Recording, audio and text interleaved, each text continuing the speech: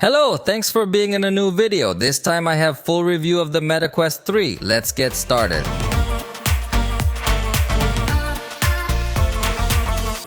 Let's face it, before the release of Apple Vision Pro, these glasses were not that popular. But after the launch of Apple's expensive product, these glasses gained a lot of popularity because they are not so expensive and in some aspects can give you a similar experience, although obviously we are in front of a product with less technological progress compared to what we saw with Apple's product. But what do you think if you join me to know it?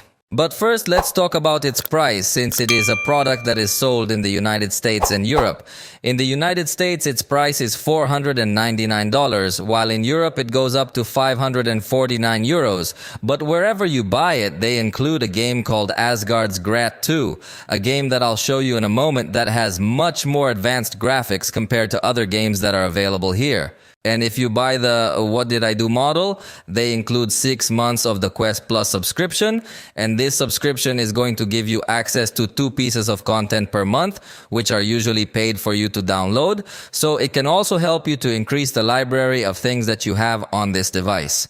So let's take a look at what a device that costs $3,000 less than the Apple Vision Pro can give us in terms of experience.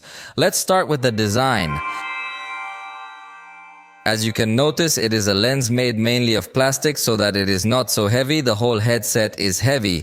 So let's say it's not that uncomfortable to wear, although it will depend a lot on each person. But I've been using it, and although it does leave a red mark on my face after a while, in general, I don't feel that much discomfort. Although obviously it's going to cause discomfort to have a device attached to your head. I think that's kind of unavoidable. But as far as it goes, it has a good level of comfort. As you can see, it has Velcro at the top to have a fit directly on your head. And in the back, it also has 2 adjustments, so you can tighten this a little bit more towards your head. I think it has the necessary adjustments to have a comfortable wearing of this device. Although you should know that in addition to this adaptable strap, it has a rigid strap available, but it is sold separately. On the inside, it has an infrared sensor to automatically detect when you put on or take off your glasses. And Meta has a design that they've called Pancake with a depth adjustment. So it has some buttons on the inside that are going to help you make this adjustment a little bit more in or a little bit more out, as you can see, depending on the size and shape of your head. Although I must say that in my case, the area where there is light leakage is the nose area, which I feel is too wide. So I may possibly need some other accessories to try to have as immersive a view as possible. At the moment, what it has is simply this setting, and yes, it comes to serve you, but I think it is not enough. In addition to this adjustment, it also has a wheel at the bottom that will allow you to change the position of the lenses and adapt them a little better. That is, it will change the horizontal position. I don't know if you can perceive the change I'm making here, but it will adjust them in a better way. By the way, you can use this headset with glasses on, so they fit perfectly in here as long as they are small lenses. In my case, I have been able to use it, although I think it is always a more uncomfortable experience to have glasses apart from the headset, but as far as I can tell, the experience was positive in this case. As they all count, on this side we have the USB-C port plus an indicator LED, the power button, and finally here one of all the cameras it has for sensors. On the other side is a touch panel that you can press twice to switch between transparency mode, so to speak, and fully immersive mode. I mean, with this you're going to be able to see through the cameras what's going on in real life or immerse yourself in the virtual world.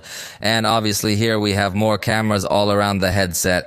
Some are RGB, some are just for depth capture. And at the bottom, we're also going to find some pins that are compatible with a charging dock that you have to buy separately, so you don't need to connect the USB-C port in case you want to recharge more conveniently. And on one side of the pins are the volume buttons. So that's basically all we have in terms of design with these glasses. They're comfortable enough, although like I tell you, it's always going to be uncomfortable to have something hanging on your head. Let's move on to talk about the screens. And obviously I said that because it actually has two screens on the inside, so you have an experience as well, and it's not just one screen. And this Meta display array is called Infinite Display 4K+. The resolution is 2064 by 2208 pixels each. So it does have high resolution, but believe me, it's still not enough of this resolution to be able to display things like in the real world. In a moment, I'm going to show you more or less what it looks like through these lenses. But I should tell you that by putting the video recording option inside the lens, it records with more definition compared to what it looks like in real life. So in real life, you can make out the pixels quite a bit. It doesn't feel like a very detailed screen, and its refresh rate can go up to 120 Hz, and the minimum is 72 Hz. So it does have a high refresh rate, but it's still a long way from what things look like in real life. So still in that sense, the experience does feel quite artificial or very virtual. It doesn't feel that real. Also, it obviously has some lenses on this part to help you focus on the screens from so close. But these lenses, you have to make sure they're clean, because if they get smudged, you're going to see a little blurry. And especially if you wear glasses like I do, it's going to be even more difficult. So if it becomes an experience that is not so pleasant for those of us who wear glasses, I personally am not such a fan of using these products, especially because I wear glasses. Now let's talk about the audio. It has speakers on the sides, and the speakers honestly are very good if they are able to give you a spatial sound. So it's not only a 3D sound, but you can also hear sound coming from above, from below, thanks to the placement that these speakers have. So I think in that sense, the experience is very good.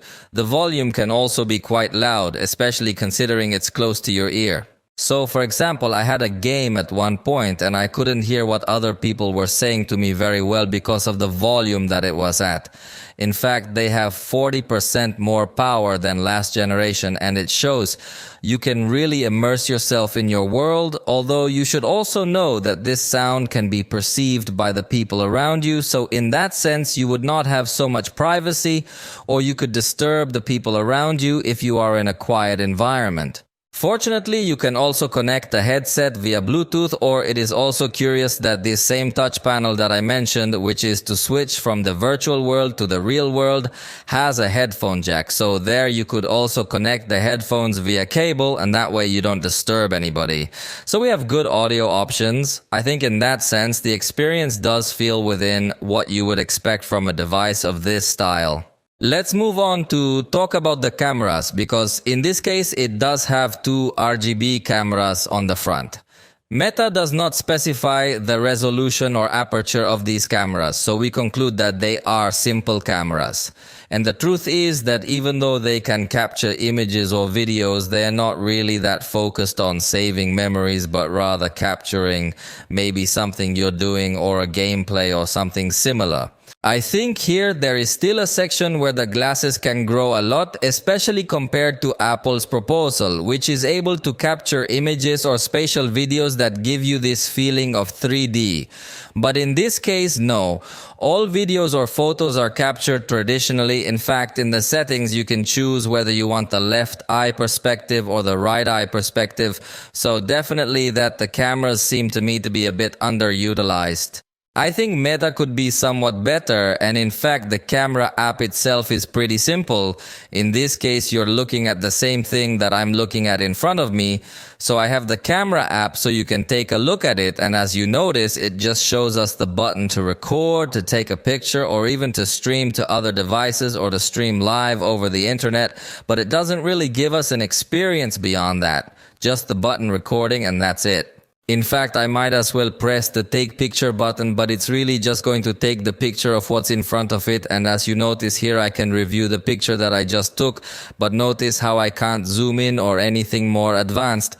Overall, it feels like a very simple photograph. In this case, it tells us that it's a 2D photograph, and notice that in the camera settings, it simply shows us that it can be synchronized with our cell phone. In fact, this video and this photo that I took is transferring immediately to my cell phone, but there's not much else. Here is the stabilization also that is going to reduce the panorama a little bit, and it has different ways of recording video. In this case, the most recommended is square, because otherwise it is possible possible to lose some elements of the video you are recording, and you can also select how many frames per second you want this video to go. In this case, it defaults to 30, but you can go up to 60, and obviously the bitrate, to have more definition, the video can go up to 20, but it defaults to 5. So this is the camera settings. I feel that the experience, I insist, is very simple. It is not so good because it does not allow us to save so many memories. It would be great if it had a specific button to take a picture or start a video or something like that, but these lenses are not so focused on saving memories or that kind of thing. Now let's talk about the controls we can get with these lenses. As you noticed, I'm using the lens directly with my hands. Let me start another recording so you can see for yourself how the hands are detected on the glasses, and also here we have this menu button that we can press in this way, and the other button is also on the other hand, although I do have to say that at times it doesn't respond as well as it should. There are moments where it stops detecting the hands and I have to be moving them or pressing them to be able to select.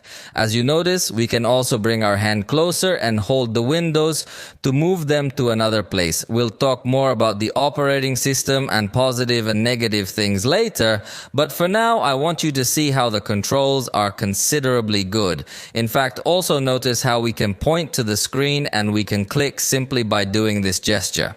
So let's open, for example, here and see how it does work. Although again, I must tell you that the precision of these controls can be very bad because you need to keep your hand very still. For example, closing the windows is very difficult for me. See, I have to be very precise and it's not there. I could, but it's definitely something that can be tricky. So a lot of times it's easier to just walk up to this screen to control it directly as if it were a touch screen.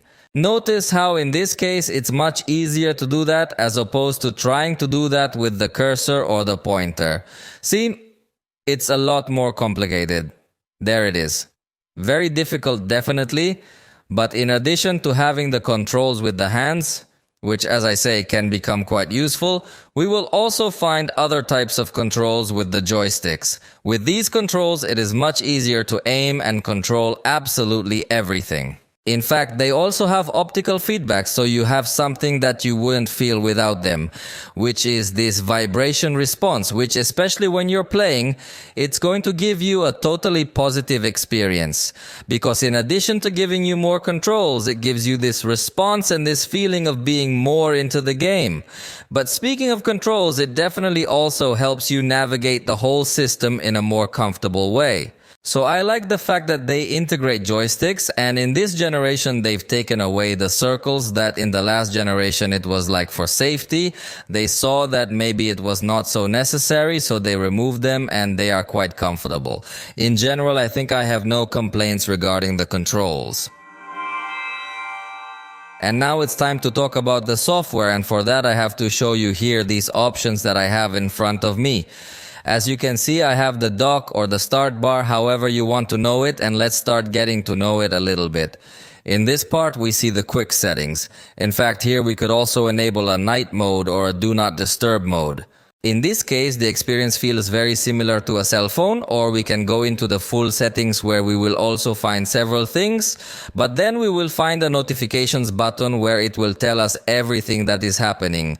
And a button that you should know because it will be very useful is this one that allows us to change the distance. In this case, I have the windows close to me, but if I press this button, it will seem that they are much larger and farther away. In this case, we're going to have to control everything with the cursor, so it can become a little more complex depending on what application. And as you notice, at times it detects as if I select some application when in fact I just want to scroll.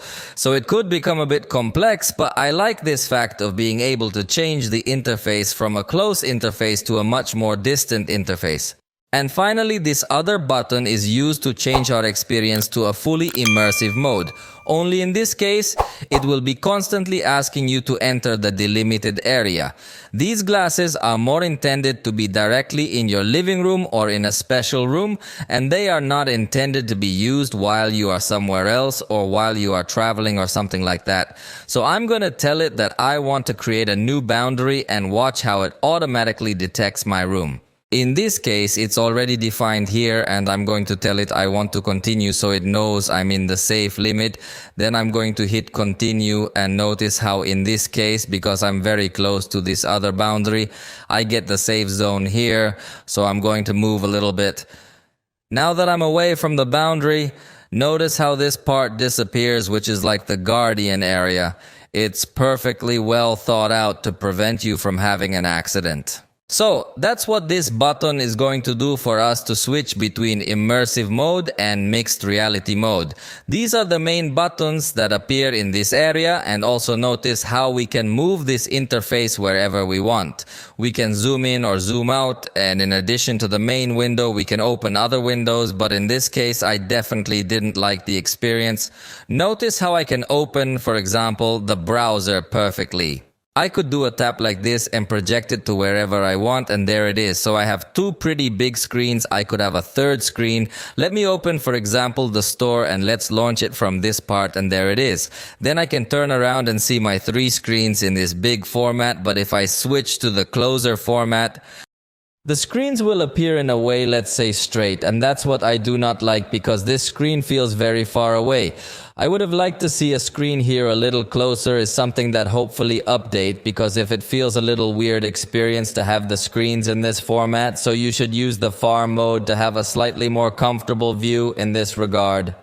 And a curious detail is that the browser and some other windows, if you can resize as you realize completely to your liking, so you can have a little more space, but not all applications. For example, the store, notice how I do not see the option to resize it, and also you should know that they cannot be running in the background.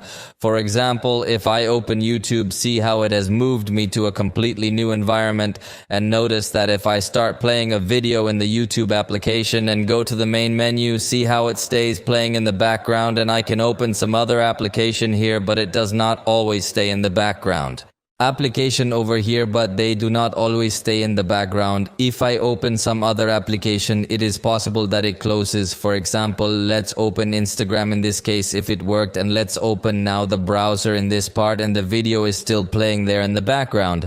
Only I insist there are times where this is not possible. And right here you are seeing how well a YouTube video looks.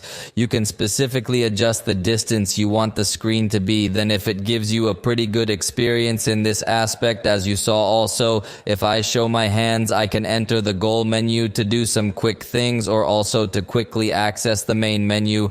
And on the other side, I have the other special menu options button. So basically, this is how the glasses work. And with respect to applications, I should tell you that we have mainly games, which we will talk about in a moment in the performance section, but actually applications seem to be lacking quite a few, especially basic applications. If you wanted to take notes or work in some way, you are a bit limited. And for example, despite having applications like Microsoft Word, Microsoft Excel, and PowerPoint, they are actually web versions.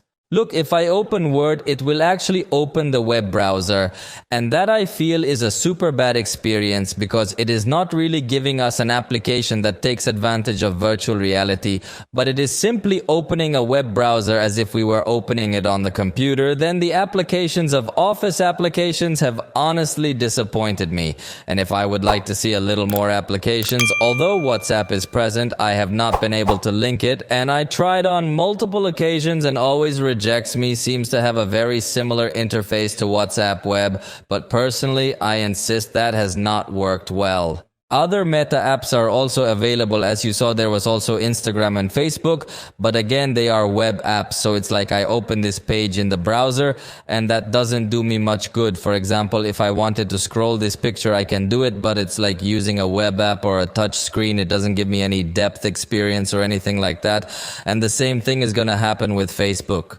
Let's try, for example, Messenger, and notice how if I try to type a message, it can get a little complex. There it is. And the keyboard appears here. In this case, it appears a little far away because I have far view enabled. But if I switch to a close view, it's going to be a little bit easier. Notice here, I have Messenger. Let's enable.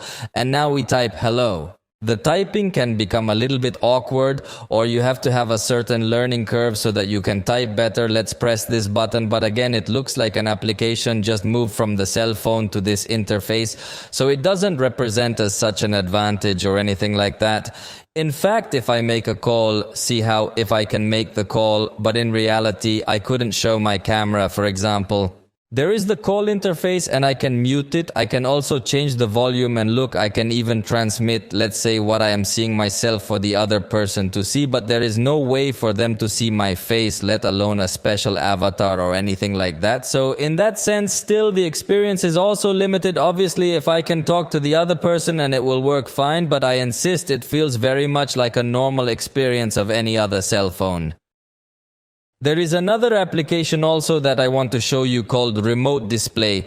This is in beta, but it is official Facebook, and see how through this application I can have a remote view of my computer, but I can't use it, so it loses a little bit the sense, and it is only a monitor. So if I have my computer in front of me, I can use the keyboard and the mouse, but it is practically the same as having any other simple monitor. So I don't find this option so attractive personally, even though it gives a futuristic experience of having a floating screen, but in reality, it doesn't do much good. There are other paid applications that allow you something similar like this call, and see how I'm going to connect to my computer. And see how in this case I would go from having only one screen to 3 screens around me that I can perfectly readjust, zoom in or zoom out. The operation does not seem so precise, as you realize can be a little uncomfortable at times. It seems that does not detect well all gestures, but if you can get to help you to work with much more space. However, this application does not seem to detect well my trackpad. So the cursor is hidden and it is impossible to work because it does not respond as if it were a touch screen. Then it seems to me that in the sense of productivity, goal still has much to do. If you want, these glasses are really useful, because besides that applications of this style do not seem to work well, the configuration process is quite complex. You have to give many permissions to be applications from external developers and not from official sources. Then there is no doubt that in this sense, if the experience is pretty bad because there is still no way to work a little more fluid, then definitely that this application I did not like very much. The idea is good, but definitely needs to improve. Another thing I should tell you is that although it gives us access to Netflix, for example, you cannot download any content to watch it offline. In this case, you will not see anything from Netflix, although I am recording the screen for Netflix security policies. But basically, it transforms the environment as if you were in a similar room and shows you a very large screen. And that's basically all, but it's the same as if you were watching TV in your living room. So ideally, it would let us download content for later viewing offline, but in this case it is simply the same experience we have on a television set. In fact, there is also a specific application called Quest TV where it will show us some videos that are in virtual reality with this perspective. In this case, it may be interesting just to see some of this content to feel a three-dimensional experience, but it does not go beyond that, since you cannot generate this type of content but only consume what is available here. But it does give this feeling of depth in this case, even though in the screen recording you will see the content totally flat. However, I do feel in these thumbnails that there are things closer and things further away. So here you could enjoy content of this style 3 of. It also has a basic calendar and a file explorer that is also basic. So in this sense, the experience is also quite simple. There is not much more to say about it. Just stop showing you the configuration process so you can see how in the physical space part there are going to be moments where the device is going to tell you that you are leaving the physical space area. I would insist on the fact that these glasses are designed to be used in a room or in a specific room, but not to be taken from one place to the other. Obviously, if you do not like this space, you also have customization to have other types of spaces, some much more futuristic, others simpler, others more traditional depending on the environment you want, but you can download them without further complication to apply them. In this case, what do you think the environment in which I am there? I'm seeing myself in the mirror, and that's basically what we see through the software of this device without counting the games in a moment more. I'll talk about the games that I think will be its strongest point, but look there. Already apply another environment and looks completely different if you can disable those mirrors in case you have the doubt. Let's talk quickly about the battery. And on average, I must tell you that its duration is about 2 hours, maybe a little more, maybe a little less depending on what you're doing. But on average, that's the time you can get to give, very similar to what we see with Apple.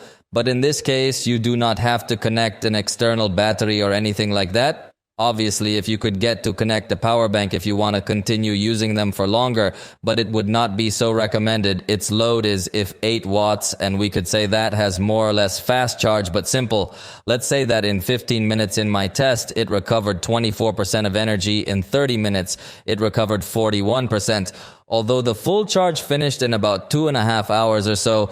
You know that generally in the last part the charges start to get much slower, so it is the same in these lenses. I would have liked an even faster charge to continue using them, because even in this video, while I am doing my tests, they discharge, and again I have to wait a long time to be able to continue using them and tell you what you can do.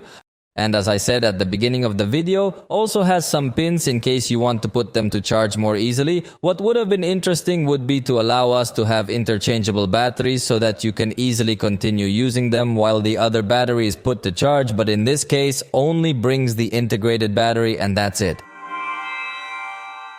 Now let's talk about connectivity, because these glasses have Wi-Fi and 6E, so they have very good download speed, and that can be useful for downloading all your content or for streaming video games, which we will talk about in a moment. And through the USB-C port, you can also connect a special meta cable to the computer in case you want to run the content from your computer, and the glasses simply serve as a special viewfinder. And finally, in all this that has to do with connectivity, I already told you that they have Bluetooth, so you can connect a keyboard or a mouse or a gamepad or a headset. But the positive thing is that the gamepad can be Xbox, so you can perfectly have a good experience also playing with this type of controls.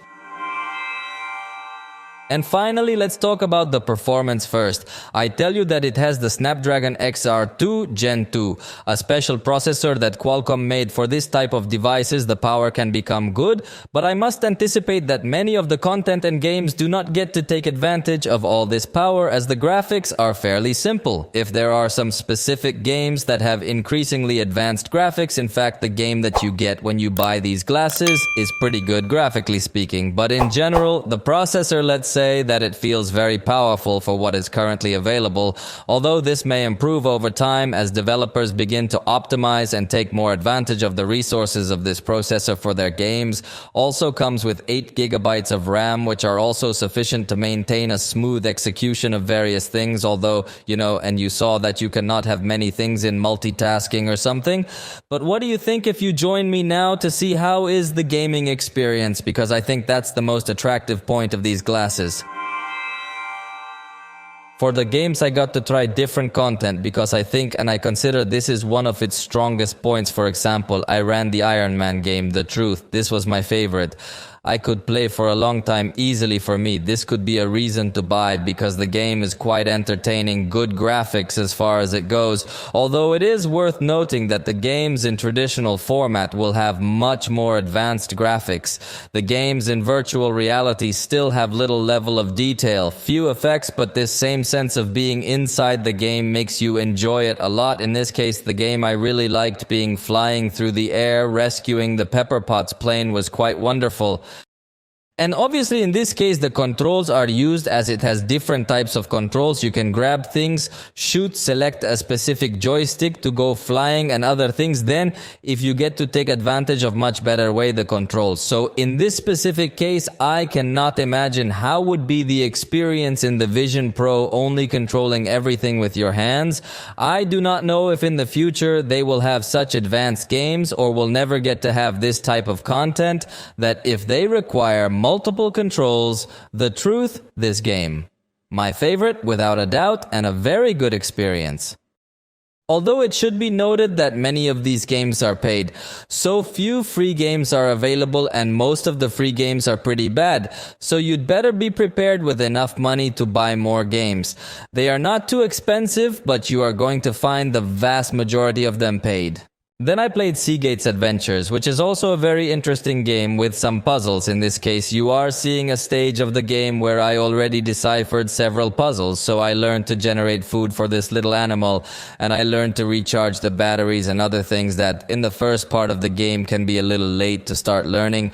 But it is interesting, but I must say that this content is in English. The Iron Man game was in Spanish, and I was amazed that it had practically the same voices that we heard in the movies, but this Seagate's Adventures game was only in English, so you should also be aware of that. Some games will only be available in that language, so if you know English, you can enjoy them well, but if not, you will have to learn a little more. Then I played another one called Big Ballers VR, and this game I found terrible. Very bad graphics, very bad physics. Also, I was supposed to play basketball, and it never loaded the real game. We were just in the waiting room, and it was definitely one of the worst games I played on this device. As I say, there are very good games and pretty bad games too. Then I played Asgard's Wrath, a game that was developed in conjunction with Oculus Studio. So it is one of the games with better graphics. Remember that this processor is quite advanced. So it seems that this game, if you get a little more of that power because it offers much better graphics. Specifically, speaking of graphics, this is the best game that is available in these glasses and also comes free if you buy this edition, MetaQuest 3. So if you can get to enjoy a fairly long story, in fact, if you are one of those who enjoy these story games, you will enjoy quite a lot of this content. Personally, I do not like the story games because I feel that they are very late while all the dialogues are there.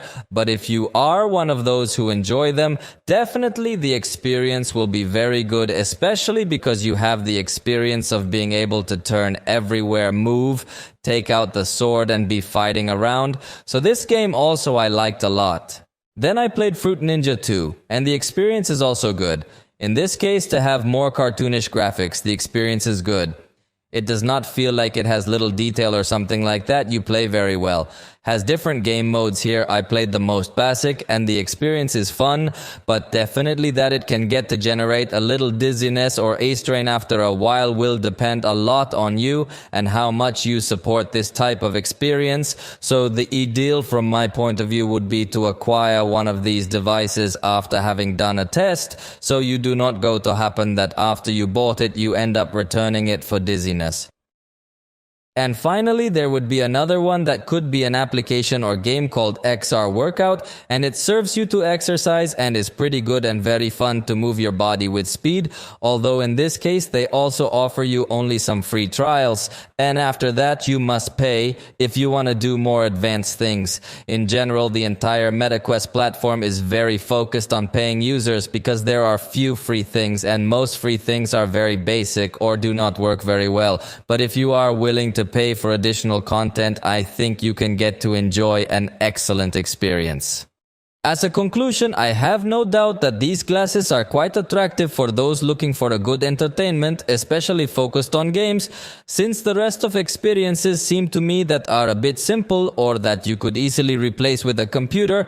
Let's wait for the 4th generation or some update to see if Meta begins to incorporate something of what has been seen in the Apple Vision Pro. For the moment, this has been all for this video. If you liked it, you know you can indicate it, and we'll see you next time.